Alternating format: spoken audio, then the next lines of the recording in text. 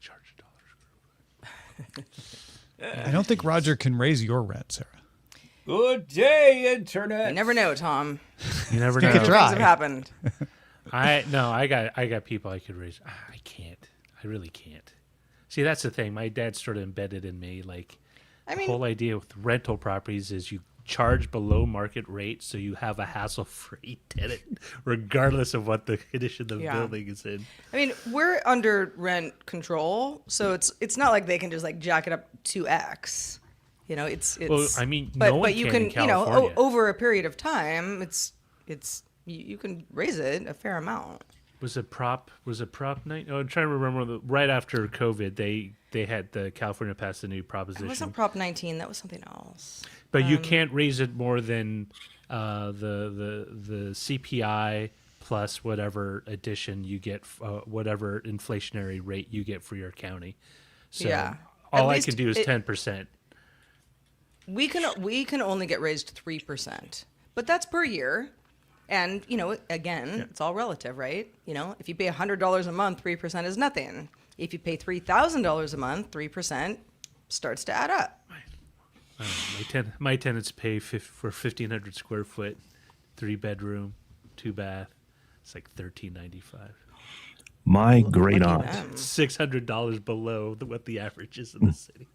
my great aunt, who lives in Mountain View, she bought a duplex. Now it's like where there's one house and then there's a courtyard and then there's another house, but it's one property, so they still call it a duplex. And I think she bought it in 96 or 97 and got a tenant in 96 or 97 and never raised rent until like right before the pandemic. Wow.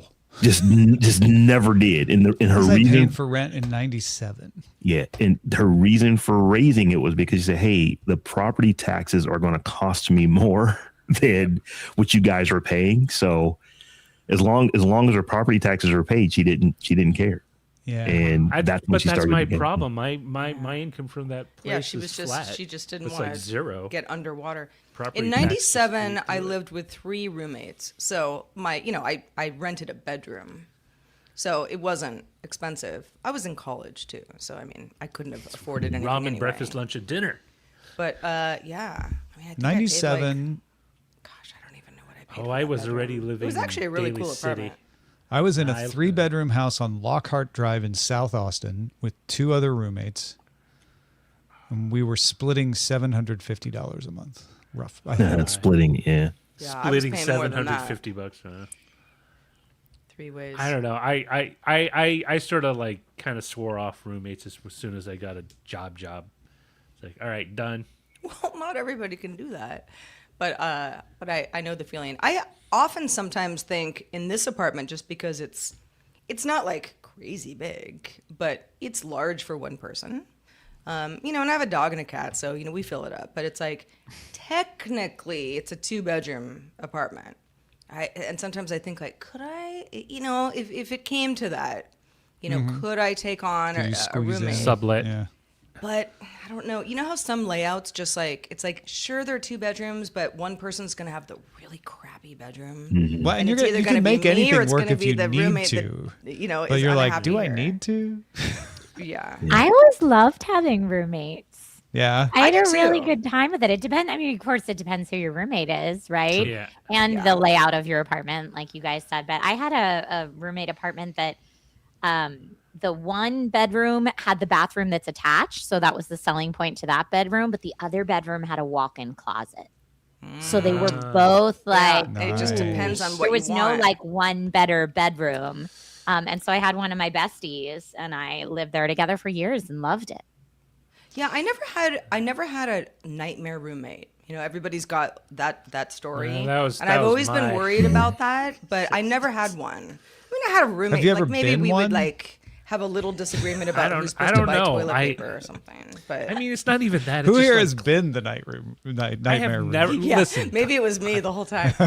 No, I don't know. I've always like you, Trisha. It's like I've enjoyed roommate situations, but you make concessions. As a my result. entire roommate existence was the real world. It was literally drama one week, MTV. followed by like by someone else's. You were on drama The Real following World? week.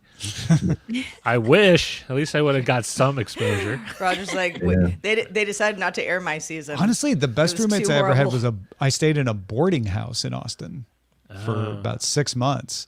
I remember you talking about that. Yeah, and it was great. Those people were the best. The I've never place had was a on the roommate jet beyond the dumb, college dorm room. but the people were awesome. College dorm room was it for me. Yeah, you went right from. And it was only like the first 2 years of college. In the second half of college, I was able to get the single. So Wow. See, But I had a that was dorm a mate dorm? first 2 Dorm to years, dorms? but then I went to living with roommates off campus. Or I was always off campus, afraid, right on. because I'm an only child. I was always afraid of having the nightmare roommate in a small dorm room because I knew, I know how small those dorm rooms are. And I was Yeah. like, what, is it going to ruin my college experience? So I actually actively went to a college where I didn't have to do that. I mean, SF That was State, your they had filter. dorms, It was But- one of them. Yeah. but SF State, I mean, They had honestly, dorms, but like almost no. No, I no. mean, Well, they're of all of us who expensive. went there, like 30,000 they're- kids, like maybe like 500 kids Well, lived in the dorms. it's expensive and it's cheaper. Well, at the time, it was cheaper just to rent in the city. than Yeah. That also, you don't want to see school all the time. I did. You know what? I do remember now that you mentioned that, Sarah, having like a small dorm. I did have a nightmare roommate. My freshman dorm first roommate. She would, I think she was used to living by herself. So small things like if I had a class earlier than hers and I got up, she was really annoyed that I had an electric toothbrush because my electric toothbrush woke her up, I guess, when I went to go to class for my 8 a.m. class. Yeah, it's But I was stuff like, I'm not that. going to go to class without brushing my teeth, girl. That's gross.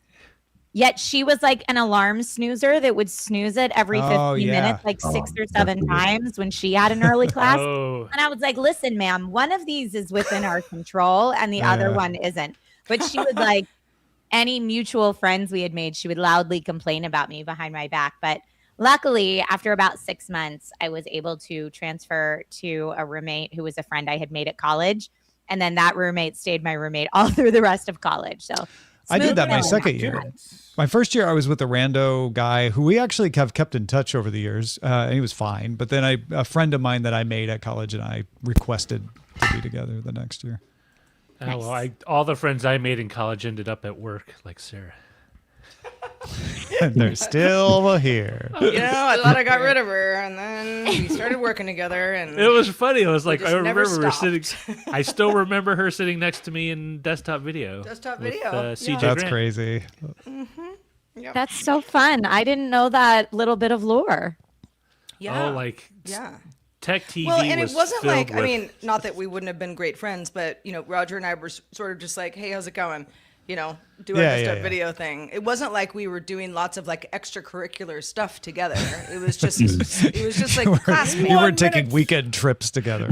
We weren't. But like Awkward. I wasn't really doing that with anybody at school. Yeah, I was yeah. kind of, I had an internship. I had another job to, pay my rent. It was like I didn't really have time to have a lot of fun in college. work You guys didn't ate a exist lot. until I met you at Tech TV. So Working at the pier. I worked at the pier every day for like 6 And months. that's like on the other side of town. I mean, you yeah, couldn't have. and that and it I couldn't mean be every farther day. away. I mean Monday through Sunday.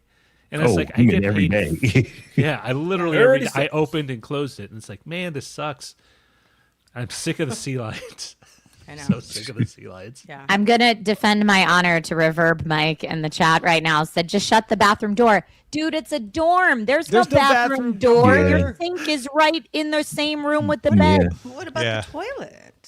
So the toilets, well, at least the dorms I went to, they're like communal toilets that are down the hall. You have to bring like a basket, Right. but you have Ah, a sink I and a see. mirror. See now, In your I'm room. sorry. I'm not a princess, but I'm too princess for this. That would not have worked for me. Have a good show, everybody.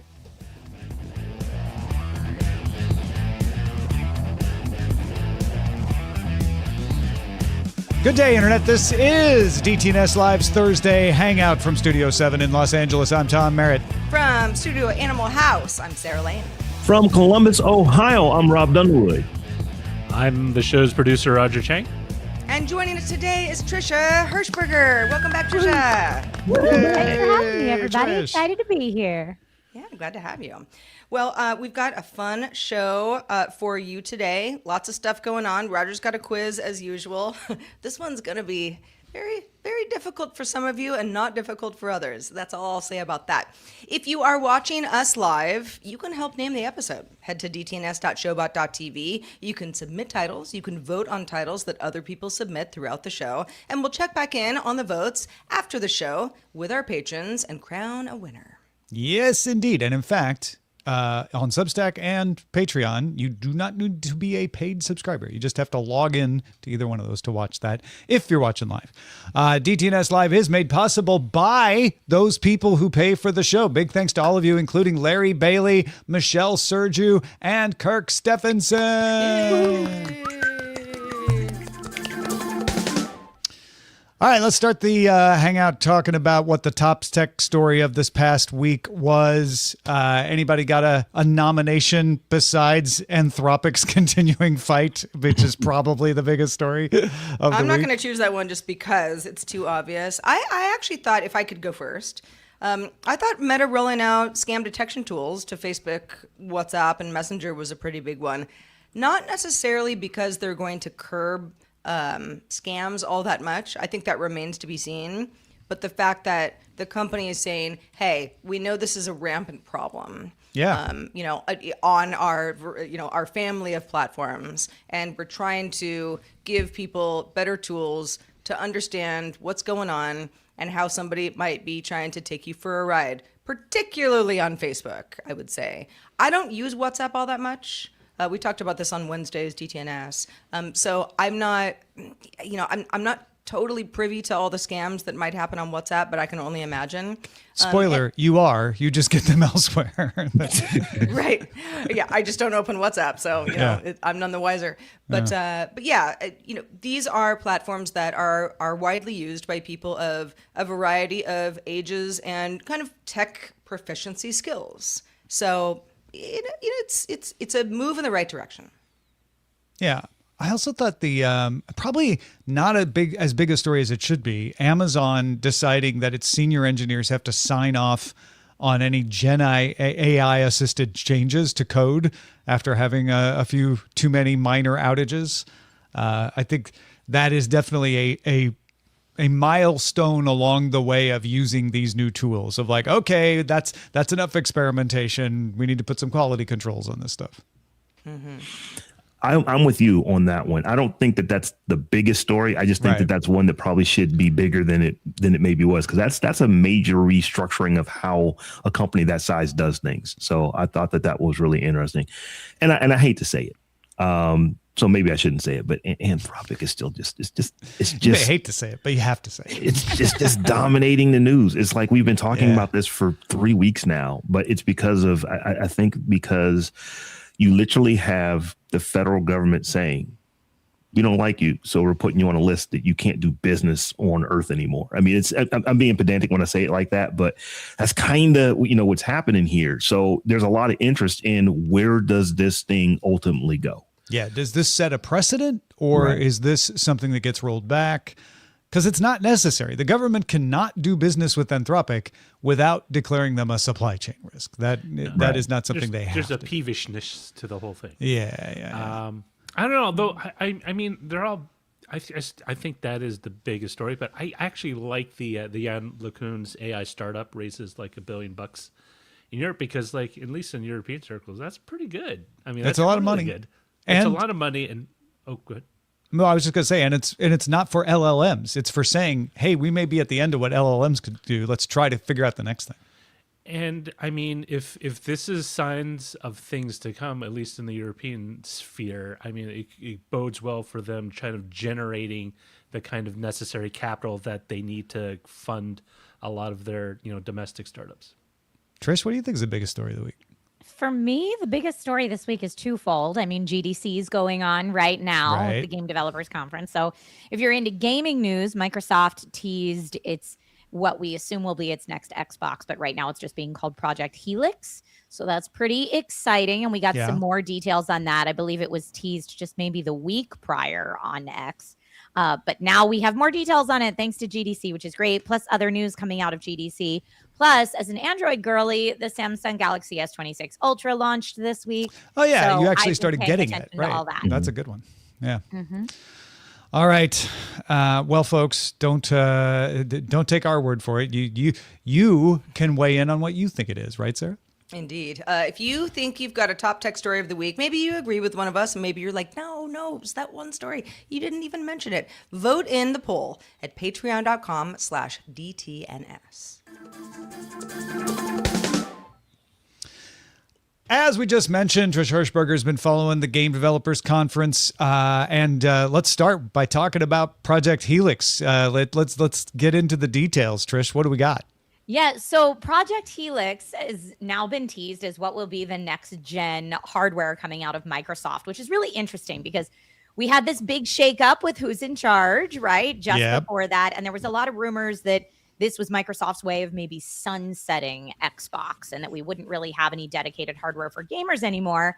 But at GDC, that's at least not what they were saying. So they said Project Helix is coming. Dev kits are supposed to be sent out in 2027. So it gives us an idea of maybe the timing of this. But we know that it will play both Xbox and PC games, which is kind of a shift, right? Like the theory before was as long as you're into the Game Pass ecosystem and we're really like, prioritizing our software, you can play it on whatever hardware you want. And now I think Microsoft is saying like, no, we still have the hardware. You can just play across your libraries. So whether it's your, BattleNet or it's your Ubisoft launcher or whatever launcher you want to get it from, you have all these game libraries, now play them on our hardware. So it's interesting. We know that it'll have a custom AMD system on chip.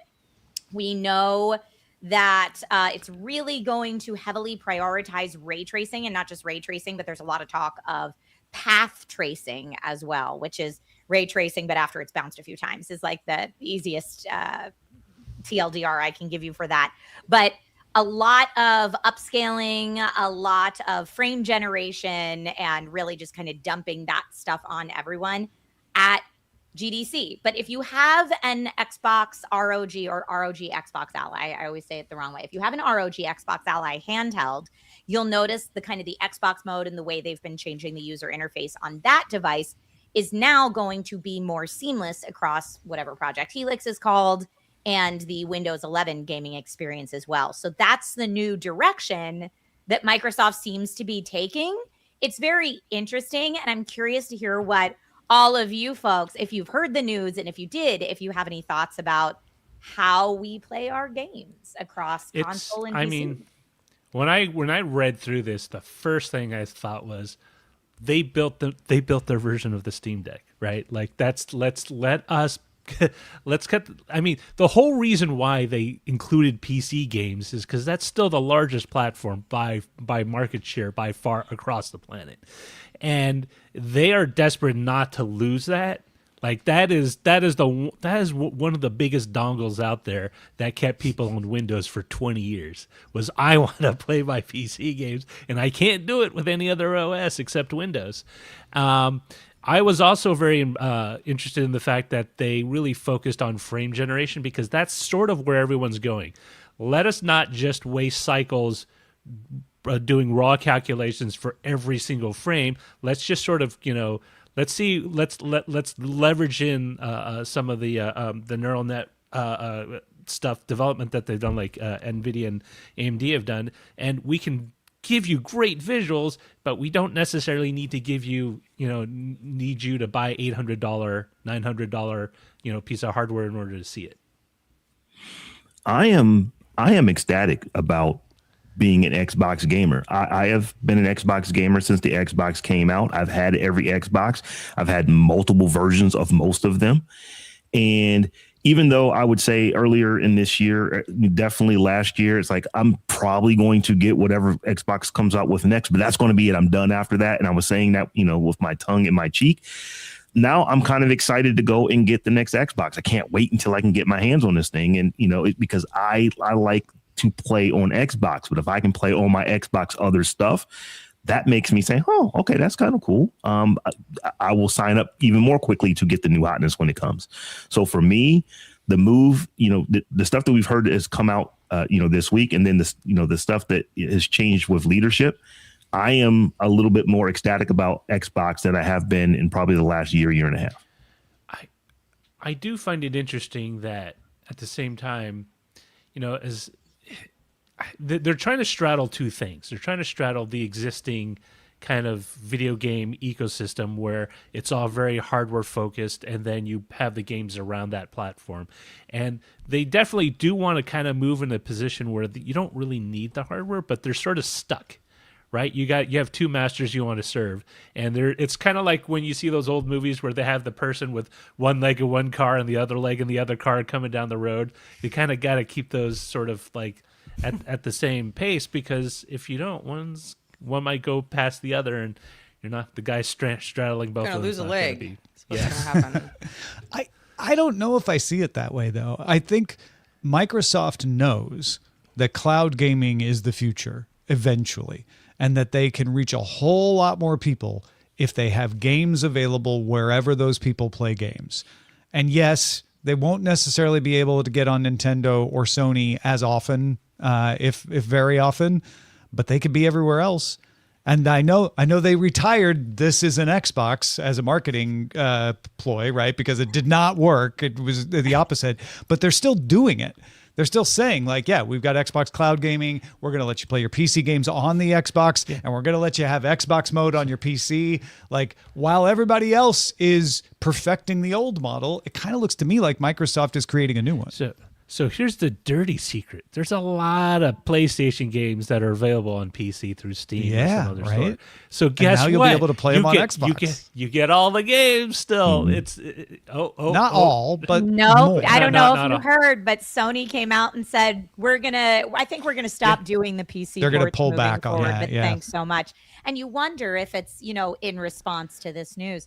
But yeah, I think that Microsoft is doing a little bit of a switcheroo. It might just be in terms of their messaging, but it feels like they were saying, play our software, but we don't care what hardware you play it on. And now it's more like, play whatever software from whatever launcher you want, as long as you're doing it on our hardware. Yeah. So it does seem like a little bit of a switch, but it's still this idea of we're trying to bring in as many different types of gamer as possible into the Microsoft Xbox fold. It's similar to what they do with Windows. Works. With Windows, they say, like, we will sell you a Surface PC with our software on it, or you can buy HP's that also has our software on it. And by the way, we'll sell you Office in the cloud, on Mac, wherever you want to go. And I feel like Microsoft is taking that approach of like, yes, we're going to have our reference hardware, the Xbox. That's our version of the Surface. We're going to sell games that are available on other people's stuff as well. And we're going to provide a cloud service, like, because they are a cloud company. And this is the thing, like, they switched because I don't think they switched. They just sort of they steered the ship back into the lane that it was already in. And I think a lot of that has to do with they just failed at getting people excited about an Xbox without a physical manifestation of an Xbox, right? You can have an idea, Xbox's games, Xbox, but they really didn't have a very compelling message other than you just play games. Okay, I mean, yeah, that's great, but like, there's no fan appeal. 1, 2, but there's nothing for people to get excited about. I think about Nintendo. Nintendo would never have pulled a move like Microsoft is trying to pull. I think the Switch, the original Switch, it just moved into the best-selling console of all time. Nintendo is all about, this is our hardware, and if you want to play these games, you will buy our hardware, which is awesome, and play it on, play these games, which are awesome, on our hardware, which is awesome, and it's awesome squared. And I just think that Microsoft, they had a little bit of that going, because there are people like me. I have had, 15 years ago, $3,000 rigs that could play the highest end games that you could possibly imagine. But I just preferred playing on my Xbox. It was just easy. I could play with play with all my friends who had Xbox. I could play with my nephews who had Xbox. It was just something that was easy to do. And so that became my primary way of playing games. And when you started to move away from that, there's a lot of people like me who have been playing on Xbox since the thing came out that just put a bad taste in their mouth. So, maybe they're making this move just to satisfy Rob. I doubt that, but it feels like that right now. And I'm happy. There are a lot of Robs, so they're trying to satisfy all of you, is my guess. And, I think just that has to do with, what those companies are, right? I've always said Nintendo's a toy company. They look at all their products as a toy. And for the Switch, that entire system, the toy is a Switch, and the games are part of that, experience. So you can't separate the two. Sony, they're consumer electronics companies. The PlayStation is consumer electronics. As long as you get that plug that, ideally into that PS5, PS6, into a Sony Bravia TV somewhere, like they get you with all the stuff. Microsoft has always been about software and services, right? And they've been through, Microsoft's produced a bunch of hardware that no one remembers, right? The MSX, when they developed that, they tried to come out with remember the set top, what was it, the web browsing, web TV. Like they've come up with a lot of stuff that people totally forgot. But the only one that really stuck was Xbox, and I find it kind of odd that they didn't really have a really cogent idea of what they wanted to do before they pulled the trigger on that shift. And this is just what all three of these companies want to do is make higher revenue. Nintendo's bet is that owning the stack will do it. That's also Apple's bet. Microsoft's bet is that like selling you a game that you can play wherever, or a console that you could also use and be happy if you're Rob, is a better bet. And then Sony's kind of somewhere in the middle. They want to have a little bit of exclusivity, a little bit of tie, but also make some games that you can play elsewhere. But those aren't going to be the Sony exclusives anymore. They're all rational ways of doing business. Oh, yeah. Totally. And I think Microsoft's rationale is we were going to get you on services, right? Whether it's cross-platform play, whether it's online matching, all that. Those are forever services, right? You pay for the game once. But if you want to keep playing with your buddy across the street or across the country, you're going to be paying the $10 a month, and then they got you hooked. All right, there's a couple other things at GDC we want to get to. Real quickly, though, I want to thank Laminar Rainbow and PJ Les for giving us super stickers in the YouTube chat, by the way. PJ Les, very generous. Thank you, PJ Les, for the $50 super sticker. That's amazing. Y'all rock. So tell us what Razer announced, Trish. So Razer announced a couple different things, but the most interesting to me was this QA companion AI tool for devs, because GDC is the Games Developer Conference. It's normally a B2B show. It's all about connecting devs and making their lives easier.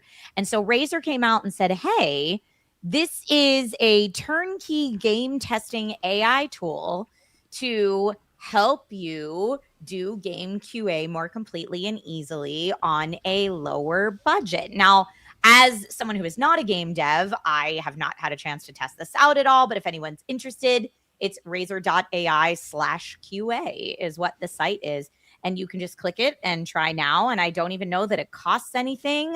It's really interesting. And when you look at GDC, because it is a B2B show, this is really where game devs find new tools and new partners and network with each other to make better games for all of us consumers. So I just thought that was really fascinating. And I know a lot of us want less AI in our games, but maybe QA testing is a way to incorporate this that could be more holistic than even having a team of QA testers in office, and especially for the indie game community. So I thought that was fascinating. Yeah. So the idea is that it plays the game and then gives you a report that you can look at and then look into the QA issues it found?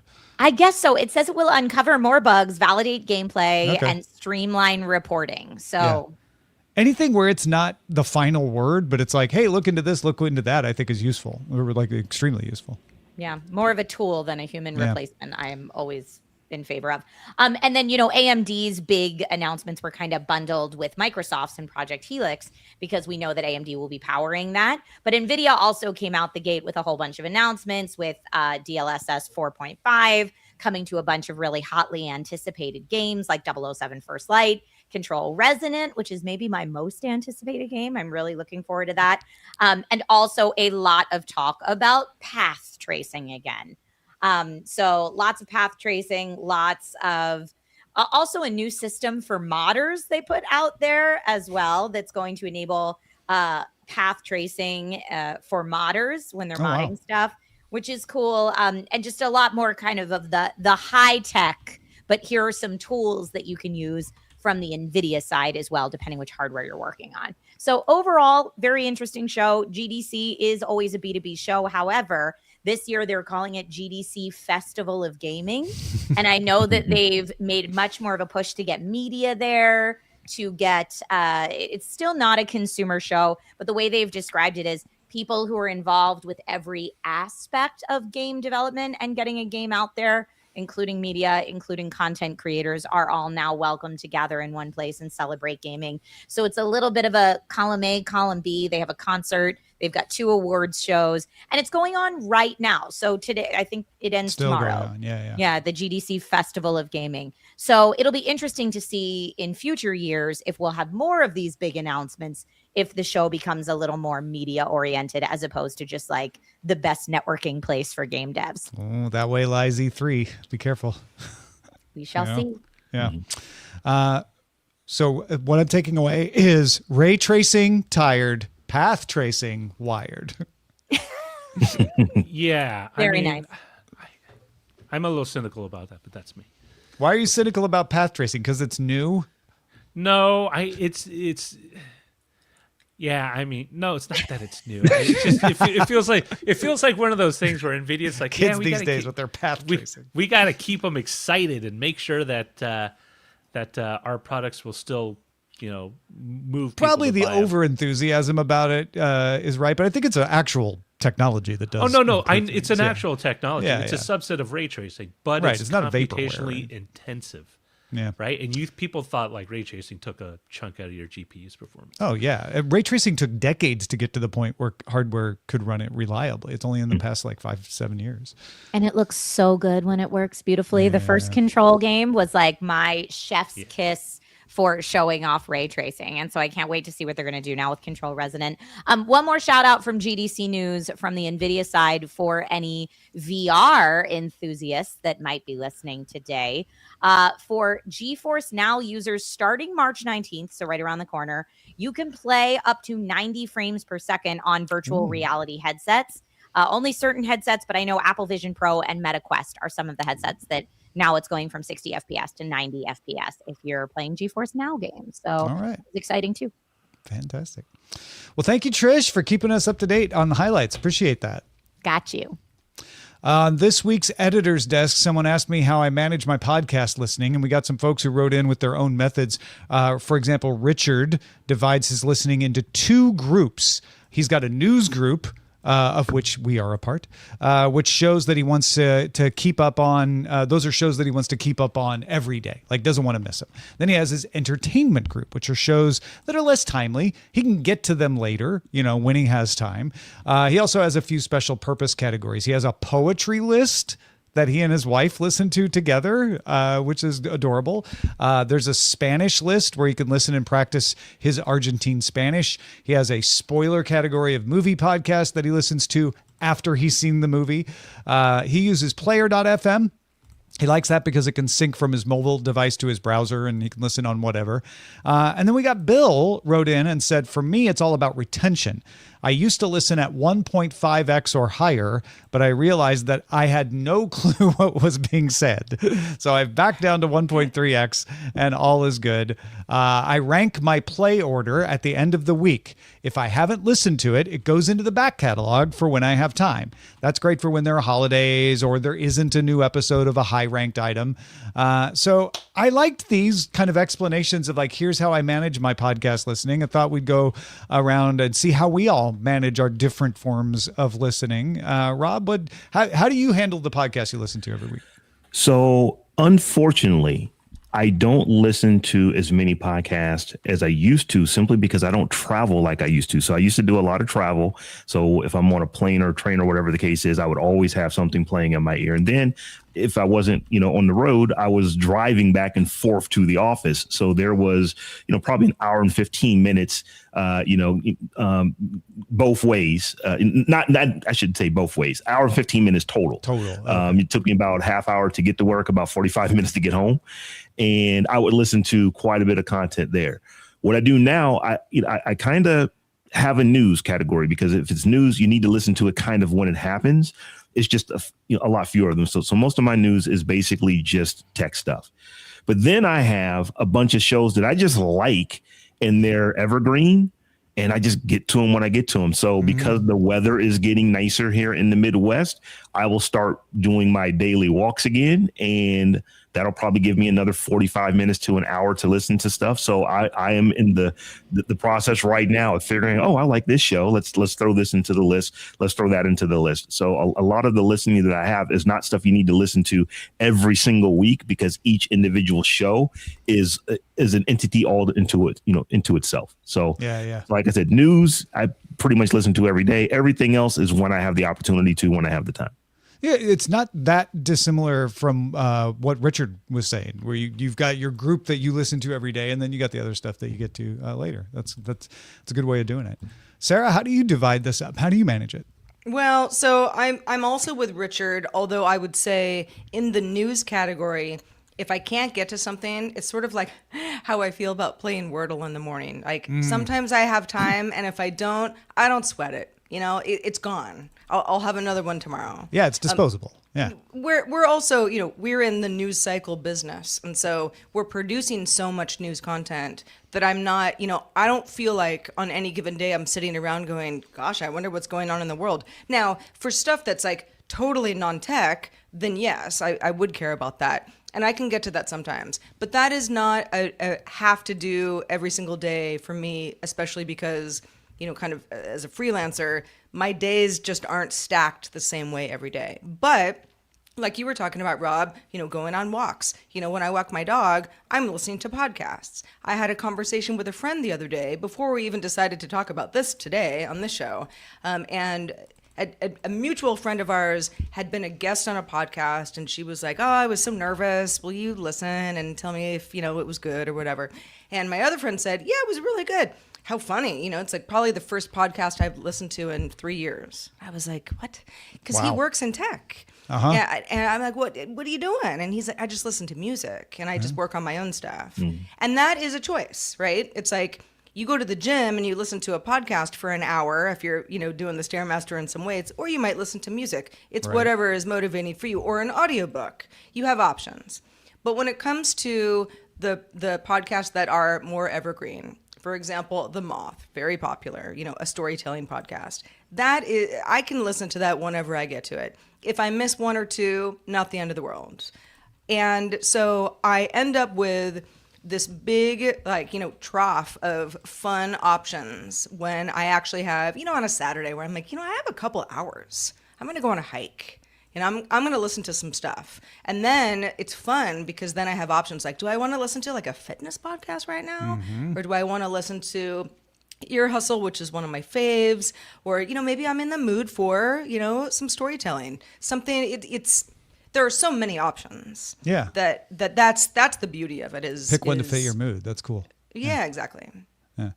What I'm hearing here is that we need to do a musical version of Daily Tech News Show for your friend. I know. I was like, I'm not going to be offended, but I'm kind of offended. And he's like, it's not personal. I just don't have time. How do you do it?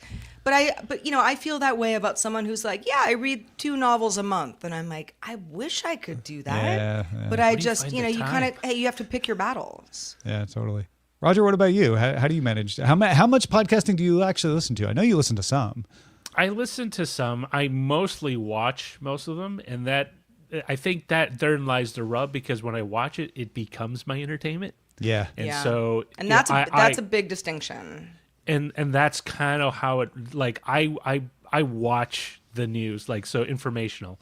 And it's weird because when it comes to entertainment, I'll read like a short blurb or something, like 2 paragraphs, and I'm satisfied. But for some reason, news, I need to hear it out of someone's mouth. Like, it just feels a little more. Yeah. I don't know if it's a Do you listen to thing. like news organization podcasts or watch news organization podcasts, or Yes. are they just newscasts like World News Tonight kind of? Yeah, like and it's weird because I'll go to like Reuters, I'll go to, or and I'll go through, and I'll even do it the same for like if it's like a national informational broadcaster like France 24 or Deutsche Welle or whatever, and I'll sit and watch 30 minutes of what's happening in Europe or Germany or NHK and find out, which Labor Party leader stabbed someone else in the back, kind of thing. Where I don't know, for some reason that's sort of my entertainment at this point in my middle-aged life. It's funny. There's one YouTube podcast that I watch on YouTube because that's where I discovered it, and I haven't moved it to my podcast, even though it is available as a regular old podcast. But there's something about just being able to, I think it's when I sit down and I watch, I can do something else because I'm at the computer and I can sort of con myself I'm doing work. Well, and makes you feel like you're the working. whole video versus audio is interesting, right? Because video, obviously, I mean, unless you're just half paying attention and don't care, it requires you, like, you can't be driving. You can't really be walking. I mean, I guess you could, but that's inconvenient. You're not using the video part at that point. You're just listening. Yeah, or if you are, you're not paying attention to the rest of the world probably as much as you should as you cross the street. But, maybe you commute on the subway for like an hour. And then that would not be, a deterrent for watching a video version of a podcast that, you like the video version of. This is the weird thing. Like, I tried for the longest time. I tried for 2 years to like listen to music, listen to podcasts while I walked to work. Like I would take BART and all that. So I couldn't do it. I am habitually like wired in to make sure about my surroundings at all times. And I used to have like in-ear monitors and it just totally blotted out everything. It's like, I can't do this. Like, I need to know what exactly is happening. You need that transparency around me. mode. Yeah. I need to know if someone's pickpocketing me and I need to elbow them. Well, but do you listen to music in that situation? No, I did. No, and I don't anymore. Would you listen to a musical version of Daily Tech News Show in that situation? Maybe that's the sweet spot. Oh, you know what it is because if I do that, I'll totally zone out and I have no idea how I got somewhere. Like, even though I'll show up at work, you know how you commute somewhere and you totally don't remember how you got from A to B. Yeah, and you just got to do it on automatic. That's why I like a podcast at the gym, because I'm like, I don't want to go to the gym right now. Mm-hmm. Yeah, it's like time travel. And then I've got, a 60-minute-ish podcast, and I just lose myself in that story. And then at the end of it, I was like, I didn't even really feel like I was working out. That was fun. Because I thought less about me and more about the story I was being given. I think it's maybe I watched one too many like videos on you got to be aware of your surroundings at all times, and so it's just sort of like, if I have headphones in, I'm not aware of. I mean, they don't being, have to like, be noise canceling. No, yeah, you can. No, but like you want to be aware if someone's tracking you or following you or whatever. Are you a secret agent, Roger? Put on a podcast and you're gonna get pickpocketed right away. I'm pretty sure I'm OCD because my daughter's been diagnosed and she acts exactly like I do. All and right, it's just, that's fair. Yeah. I just got sorry. No, don't be sorry. That's good. Trisha, I know you do a lot of audiobooks. How do you manage your audiobook listening? I am very similar to Rob, where it's the work commute that I get all my listening done while I'm stuck in Los Angeles traffic, getting back and forth. But I don't have on-set jobs all the time. So I'll find like if I have 1 week where I'm booked to drive somewhere 3 or 4 days a week, then I can like rip through audiobooks. But yeah, my listening time is typically audiobooks because I kind of want that escape. So I'm not thinking about being stuck in traffic. Are they fiction mostly, nonfiction? Mostly fiction. And I tend to pendulum swing back and forth between sci-fi and fantasy. Mm-hmm. Right now I'm all about the Dungeon Crawler Carl series, if anyone's looking for an audiobook recommendation. Good. And one of the best audiobooks produced ever. Frankly. So good. Yeah. Like, not to geek out too much about Dungeon Crawler Carl, go see Sword and Laser, what I do with Veronica about that. But the guy reading the audiobook does all the voices himself, but you'd think it was an entire full cast. He's so good. And sometimes he even does an Instagram live stream where you can watch him record, and it's fascinating. Because you're looking at one guy, and you're like, wait, you're 12 different people. Everything is content. Yeah, absolutely. Well, cool.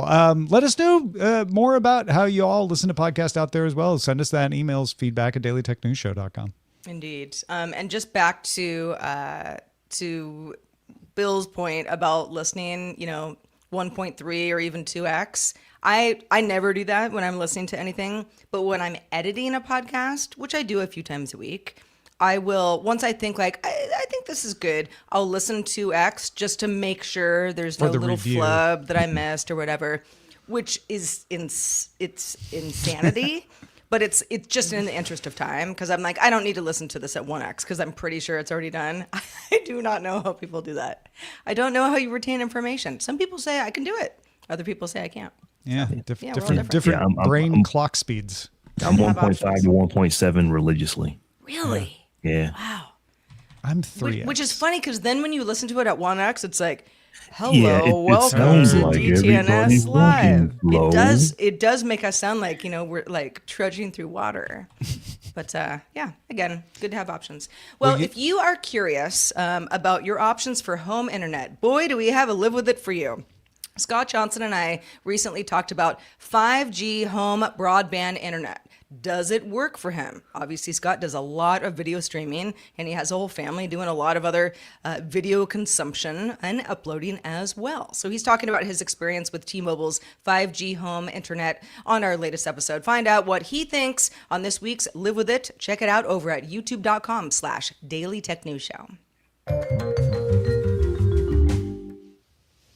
Did you hear part 2 is coming? You're going to have to do a part 2 with Scott Johnson because you did that episode of 5G internet, they finally rolled out fiber to his house. No, Yeah. I didn't know that. He emailed me earlier today. He's Oh like, my did I tell you? gosh. I have fiber now. 3 gig symmetric up and shut down. up, Man, Scott. are you kidding I me? don't want to hear it. Wait. Can I do an Wow. episode with Sarah and also I get know. fiber Me too. in my neighborhood? Yeah. Apparently, exactly. that's all you have to do. Yes, Trish, think of something you want to do, and then your wish is granted. Yeah. Let's all I did do. not know that. Oh. Yeah. Well, no, it just happened like this morning. Oh, okay, good. He wasn't holding out on me. Okay. No. He's like, I did that whole episode, and then suddenly today I got it hooked up. I guess he got the offer, a couple Wow. of, but he even got the offer to have it hooked up after he had already done the interview. So yeah. I was actually told by Spectrum, because they had raised my monthly plan, and I was Yeah. mad, and so I got on the phone with them, and they were like, "No, there's fiber available in your area," and I'm like, "Pretty sure there isn't." Pretty sure, and they were like, "No, I think there might be now." So and it was like, "But I work at a different like, I can't talk to you about fiber, and I can't transfer you. You have to call that number separately." I was like, "Okay, whatever." I don't know if Spectrum has a fiber to the home, but Spectrum markets all of their internet service in LA as fiber powered. So I don't know if that's what they were Fiber trying powered to say. was actually the term that they were using. So Yeah. no, That's like I don't Yeah. think Call. I That don't just think it's means coming to there's my house. fiber they use somewhere in LA. Yeah, I just want them Yeah, to not that's a- jack up that's a my totally different monthly thing. internet price. That would be All right. nice. Before we get to Roger's game, Rob and I and everybody were talking before the show about his changed opinion on DeX. Rob, the DeX is the system on the Samsung devices that lets you use your phone like it's a laptop. It's been around forever, right? Yeah, so or more probably it's more like a desktop. You basically can plug your Samsung phone into a monitor, and if you have a keyboard and a mouse, then you literally get a desktop type Get the desktop interface. Okay. Gotcha. on whatever screen you're in front of. And I've had DeX since DeX has come out, so I've had it for years. But this latest version, and I don't think it's really that late. I think it came out maybe last year, 2025. But the current version of DeX, and I've been playing with it for a while, and I'm like, you know what? Is it for any one of us? Or can we replace our laptops? No, we cannot. We run applications. But if you are using your laptop like a Chromebook, DeX is actually pretty good. I was able to edit a video podcast on my phone. And the way I was able to do that is because I was doing it in an application called Descript that has a web interface that is the full application in the web interface. And there was nothing that I couldn't do on the phone that I could do when I'm running the local application on my PC. In fact, I usually use the web interface just because they update the application so daggone much. I'd rather just go to the website so I don't have to worry about the updates. So it is quite good. And it's also interesting that Google is going to be, I believe this month, I think they're supposed to release the Android desktop version. Yeah. Yep, So it's in the March 2026 update. Exactly. So it's like for Pixel phones and other Android devices to have a desktop mode. So yeah, so I've been reluctant to say we are there, but I will say if you're using it like you would use a Chromebook, I think you can get by without actually having a Chromebook and just having, your Ultra, your Galaxy S26 Ultra plugged into a monitor and a keyboard or whatever device. Like this is an S22. It runs it just fine. My S25 runs it just fine. And I'm actually very impressed. My mother doesn't need to have an additional laptop. She could just plug her phone in and she'd be happy with it. What does she plug it into? What did you plug it into? I'm curious. So I'm plugging it into I've got like a 27-inch monitor, and I've got like a little USB hub, so I can still get power because the hub is powered, so I can plug into a USB hub and then actually get access to my to my keyboard and mouse.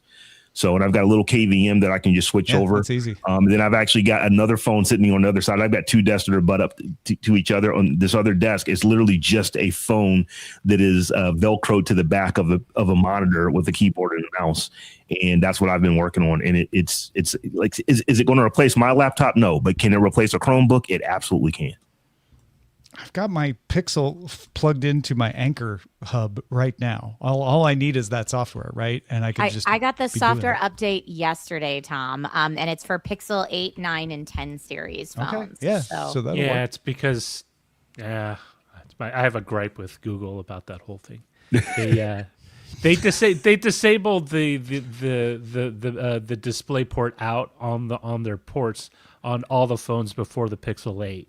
So you cannot display it without resorting to just doing mirroring, which over USB, which isn't the best. So it's one of those things like they had it. There's no physical reason they can't do it. They just you should get a Samsung. I know, but I don't.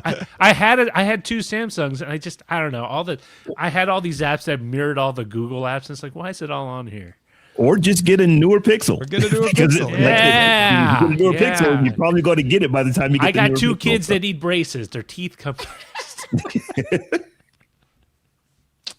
Yeah, no, that's fair. I get it. No, so you're gonna do a live with it on Dex, right? And so we'll be able to get like a detailed look into how you're using this. I will be able to give you a detailed look, and like I said, I've had Dex since Dex has been a thing. Since I can't remember what device it came out on, but I've always had it, and I've never really used it. And now I feel like, I could actually use this. It's allowing me to repurpose an old PC that I was able to turn into, like, it was an all-in-one HP that I repurposed it to just use the monitor as a monitor. Yeah, that's and great. This thing is great. Like I said, I've got the the phone is just duct taped to the back of it and plugged into power, and it just does what it does. Do you ever use it really late at night? Because then you'd be a Dex's midnight runner. Oh my gosh, Tom. Oh, I thought you were gonna go with the Dexter, like, TV show. It does have a code. Yeah. No, it's down here in the office, so it probably doesn't get used past 6 p.m. on any given night.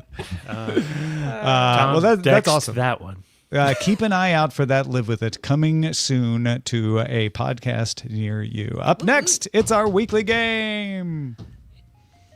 So, Roger, you've cooked up another tech game for us this week. Tech adjacent, I suppose. Tech adjacent. What are we doing? What are we doing? So today? sci-fi mostly. Spring is here, and that means a new season of birth and new life, like sheep and lambs, cats and kittens, geese and goslings. Now, speaking of goslings, did you watch them on SNL last weekend? Because it gave me the inspiration for this week's game. I figured, why not do a quiz where you have to guess whether it's Ryan Gosling or Ryan Reynolds, two of our favorite Canadian Ryans. And when I give you the title of a movie or whatever sci-fi movie that they're in, and you need to decide which one was the lead or at least starring actor in it. No, I did not realize Ryan Gosling was Canadian. I knew standing Ryan Reynolds ovation was. For that connecting of Easter to the quiz. Yeah, we've got cats and kittens in there. And goslings, come on. Yeah. I mean, Okay, Jen Cutter okay. says she's immune to them because she watched them as Because kids. she's Canadian? So. Well, it's because when in Canadian TV they were young stars, but when they became fully fledged geese, they moved to the U.S. to become. But I'm like you, Sarah. I don't think I knew both of them were Canadian. Yeah. I think I knew Ryan Reynolds was, but I didn't think. Yeah. It also is. It's not something that I think about if I enjoy a movie that one or both of them are in. You don't sit there going, You know, were they like, Canadian? And they're Canadian. Did you know? They Well, hide do you their say like he accents so pronounces his well. O's incorrectly or something, or his vowels? Anyways, Correctly. or perhaps Well, with a Fired. Well, you're All gonna right. rile up our America's hat, Roger. Watch out. in the movie Selfless, a dying billionaire played by Ben Kingsley undergoes a radical medical procedure to transfer his consciousness, his mind, into a healthy younger body, one of the Ryans, now to attain a form of immortality. However, his new life spirals into a thriller when he discovers his body's dark origins and is hunted by the secretive organization desperate to keep it from shedding, to keep the process secret. So which Ryan is it? We always have a 50-50 chance here. Yes, Yeah. you have a Yeah. 50-50. Is it Ryan or Ryan? I have not seen the movie Selfless. It actually sounds very interesting, and I love Ben Kingsley. Yeah. I'll great just in go Wonder ahead Man. and guess that it's Oh, Ryan yeah. I mean, Reynolds. you 50-50. Okay. Yeah, I would guess Gosling, I think. I'm going Ryan Reynolds. I have not seen this movie either, but it has probably been in my favorites for about 2 years now because it always looks interesting. Oh, so you know. Yeah, I see. You have to know. I think Tom. I Know do. who's in it. I think I do. Picked. Okay. I'm picking Gosling because it's more serious. Yeah. I'm gonna go with Trish and pick. I'm on the All right. Gosling. All right. So we're So we're, it is. we're 50-50 let's bring here. up the screenshot of the movie before we reveal the name. Oh, it's who's well, that? that tells us. Reynolds. That's Yeah, Reynolds. that's Reynolds. Tom, we were wrong, but my I thinking was the know. same as yours. More serious movie, probably Gosling, but we were wrong. I So should have my- gone with whatever Rob said. Once I My realized it question his was when I favorites, told but- you that I have it in my I know, favorites because I I'd know. like to watch it. Did you think I was making that up? No, Tom's like, but you know, gave I'm me still just gonna enough hope just that you not do didn't that. quite remember that I was like, I'm going to stick with my original go. All right. So So, Rob and I are on the board. Question 2. This movie, Lost River, was a 2014-2015 fantasy drama blending surrealism, social allegory, and neo-noir aesthetics. And it follows a family struggling to survive a decaying, sort of like dreamlike American city. Now, what makes it so Ryan specific was this Ryan wrote and directed the movie. Reynolds. Wrote and directed the movie. Yes. I don't think Ryan Gosling did this, so I'll I say know Ryan Reynolds writes and directs sometimes. Yeah, I'm gonna go. I with don't know if Reynolds. Gosling does. I'm not saying he couldn't. I just know, I only know that Reynolds does, so I'm going with that. I'm copying everyone else's answer. So Ryan Reynolds it's across the board. Reynolds across the board. All right, Joe, let's bring up the screen. All right, so it says. Oh, look, it's no, I can't tell who that is. A film by Ryan Gosling. Yes. Really? Yes. Wow. I am bad at Yes. Ryan's. Stuff. It looks scary. Christina Hendricks is in it. Okay, well now I know. Matt Ronan. Smith is in it. So I yeah, mean, if you okay, need, we need to watch this, all of us. I'm getting good movie suggestions.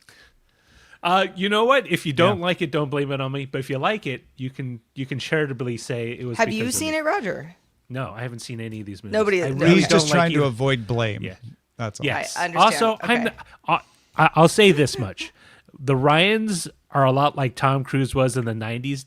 They're across everything, and that just sort of doesn't want me to watch it until much later. All right. No, it's just a thing. I don't You know. should have thrown in a Harry Styles question in here just to throw us off at some point. Well, I mean, all right. Well, Stay You on had the course. SNL reference in Stay your on intro. course, so, everybody. yeah. yes. Eyes on the that's true. prize. All right. Talking Question Ryan. 3. Which Ryan played the starring role in Six Underground, a Michael Bay action film? Aren't they all action films that Michael Bay produces that follows a billionaire, not a millionaire, a billionaire who fakes his own death and recruits others to form an elite vigilante squad dedicated to taking down notorious criminals? I have not seen this movie, but it is a movie it that your- I have saved as a favorite in my Netflix profile. I'm listening. And I'm pretty sure that it stars Ryan Reynolds. Reynolds. I'm going with Rob. It's a Reynolds. I also Alright. feel like, okay, so besides Lost River, which I'm not familiar with, I feel like I would know if it was a Ryan Gosling movie, and I haven't heard of this one. Oh, are you Not a that Ryan Gosling- Reynolds doesn't do good movies. I mean, they're both, top tier, but yeah. Okay, so Reynolds. All right. It is indeed Reynolds. All right, Got one right. 4 points for all. Also, Rob, is there a place online that one can copy your Netflix watch list? Yeah, seriously. Can you share Netflix? Trisha's seriously asking you. I am seriously asking. I would just like to copy that. It seems like you have great taste. All right. Formula person. All right. There's a third-party browser extension that lets you manage your Netflix watch list and share it as a JSON file. Oh, okay. What's the name of the browser? The extension. I closed my browser. Sorry. Carry on. I'll tell you in a minute. All right. This one should be a pretty easy one because I think most people remember this movie. Question 4. Which of the two Ryans, giving you a 50-50 chance of getting this right, played the Blade Runner in Blade Runner 2040-90? Gosling. Or 2049. It's called Teleparty. Teleparty. I'll have to install that. Yeah, this is definitely a Gosling. I mean, Gosling. Yeah. Yes, it is. What a if Tom was Gosling. like, "No, I'm dissenting"? Yeah. Well, Harrison Ford. You know what's interesting though? Ryan Reynolds actually played in Blade Trinity, which was a horrible version of Blade. Not my favorite, but yeah, he was in it. It was the last one that featured Wesley Snipes, though, right? That was the last Blade Wesley Snipes movie. There was the last Blade the Blade movie. vampire It movie. was the last Blade movie yet. They keep saying they're going to make another one. I mean, unless you count. Anyways. All right. Don't want to spoil anything. Question number 5. Which Ryan starred in Life, a 2017 sci-fi horror film set aboard the International Space Station and follows the crew as they discover the first evidence of extraterrestrial life on Mars? And unfortunately, that organism quickly becomes hostile and intelligent. What? Shocker. Hijinks follows. So it wasn't all hunky dory on Mars after all. Weird. Back in 2017. Who discovered the first evidence of extraterrestrial life on Mars, and they all get along. So I actually I don't know the answer to this one. I don't know this movie, But it's in your Netflix list. Can we ask for hints? Rob, is this in your It's Netflix a 50. list? It's a quarter flip. I don't know familiar this. with Jake Gyllenhaal? Was he Yeah, also in it as well? Yes, he was also. Okay, in this movie. then I know the answer to this one. Let me guess. It's in your thing. No, this is just a movie that I fell asleep on. I think. Did you fall asleep before or after Ryan showed up? It was before. I feel like I may have seen this movie, but I also could just be like AI hallucinating. I I don't feel know. the I'm gonna same guess way. Gosling. If Jake One for the Gyllenhaal's goose? in this, Oh, are you saying like only one Ryan can be in a movie with?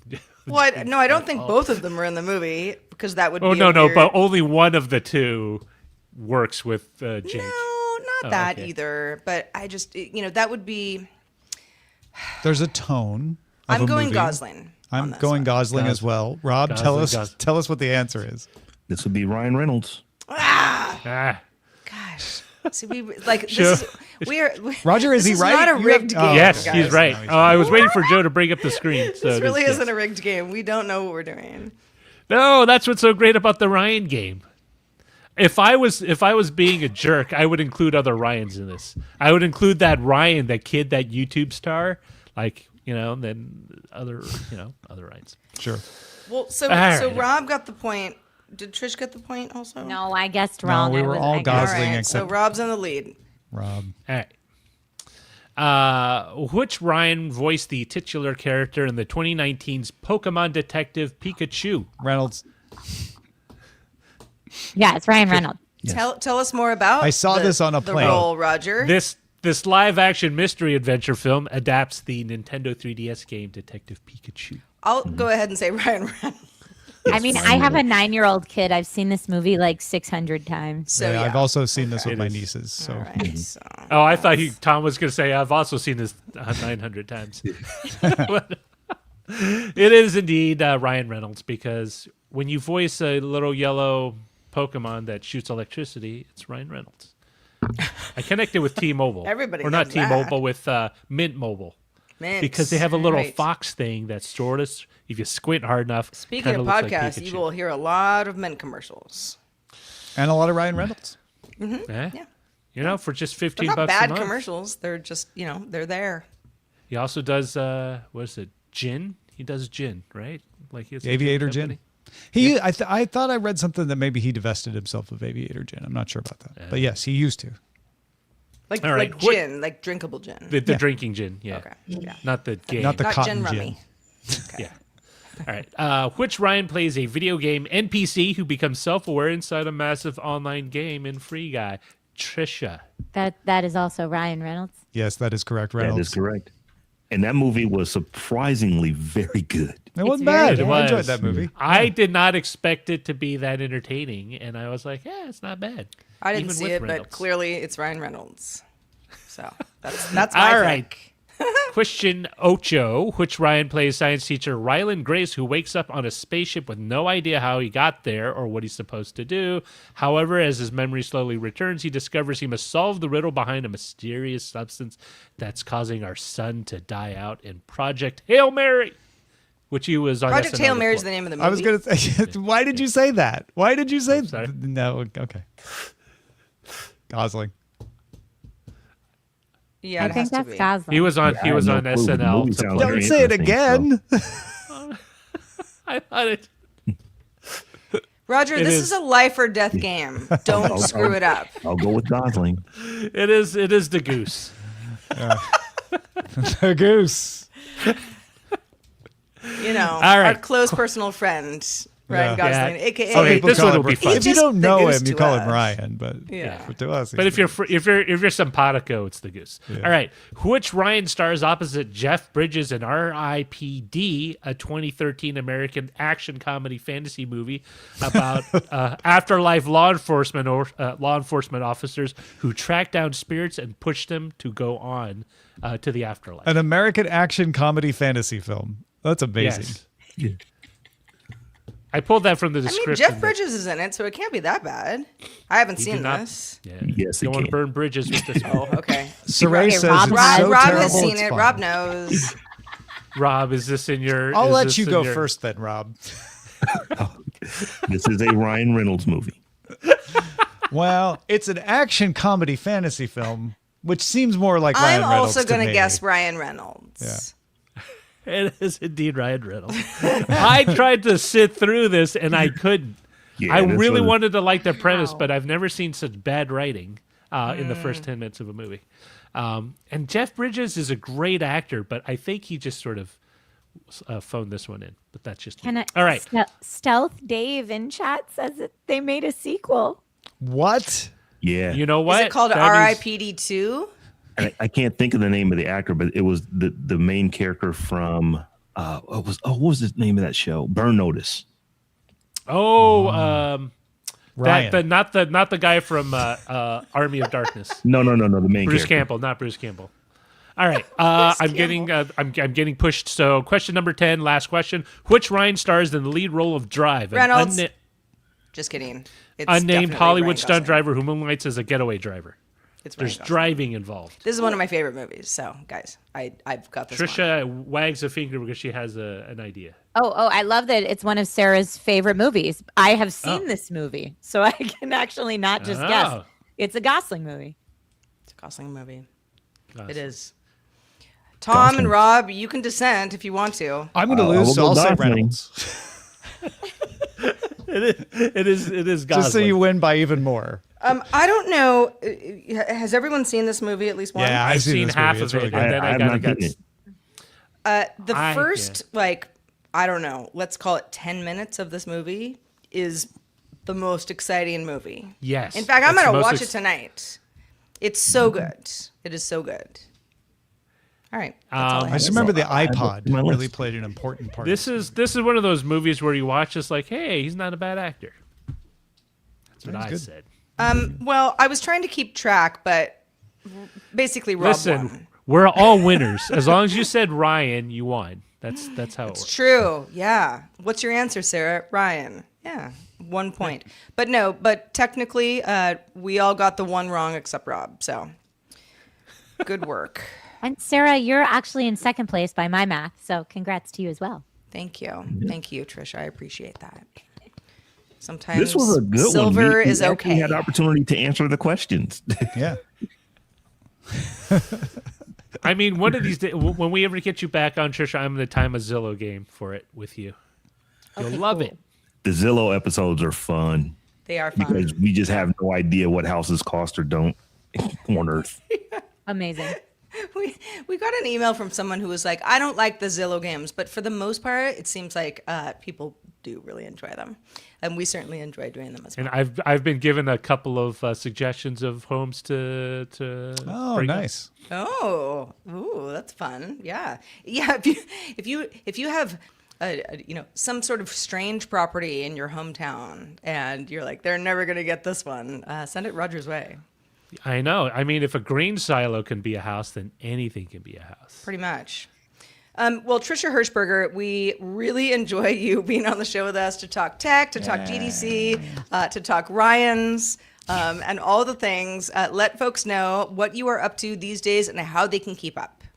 Well, thank you so much for having me. Folks, I just put out my review on my YouTube channel of the Samsung Galaxy S26 Ultra, so feel free to check that out, youtube.com/Trisha Hershberger. And I also stream a whole bunch of times a week over on twitch.tv/Trisha Hershberger. And I do lots of weird stuff. You can find me online at that girl Trish with no I in the girl. And I always love coming here and chatting with friends about tech. So thank you so much for having me. And, the Ryan v. Ryan, that was a surprise I didn't see coming, but it was fun. Yeah, it was. Fantastic. Trish, we always love having you. Thanks for taking so much time to hang out with us. It's really great. Thanks to all the folks who support us in all the various ways as well. Tom says, Go Chiefs, been with us for 32 months, for example. We got SW Texas and PC Miles. He giving us bits over there on Twitch. Net Guy Green's been on Twitch for 80 months. Glad to support DTNS. We're glad to have you. Not Thin Less Real Deal followed us. Morbius65 at Tier 1 for the 26th month with Android Faithful specifically. Pack NW Fallstar gifted a 1-month Tier 1 sub to Oh That Flow during Android Faithful. That was nice. Technomensch back for the 34th month. Stealth Dave for the 31st month. And Psycho Motors for the 61st month. Thanks to the folks on YouTube giving us the super chats like Laminar Rainbow and PJ Less. Don't forget to use your hype points on YouTube. If you use it on our show, that helps other people discover the show. So hit that hype point button. And thank you for all your support on Substack and Patreon as well. For more news of the day and the week, because we do it every day, lots of shows we're cranking out over at Daily Tech News Show at dailytechnewsshow.com. Join us there. We'd love to have you.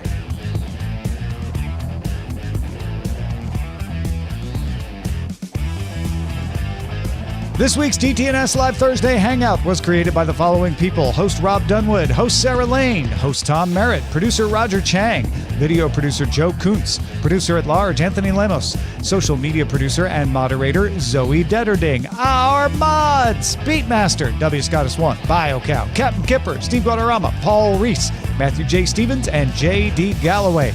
Mod and video hosting by Dan Christensen. Music provided by Martin Bell and Dan Luters. Art by Len Peralta. Acast ad support from Tatiana Matias. Patreon support from Bobby Wagner. Our guest this week was Trisha Hershberger, and thanks to all our patrons who make the show possible. This show is part of the Frog Pants Network. Get more at frogpants.com. Diamond Club hopes you have enjoyed this program.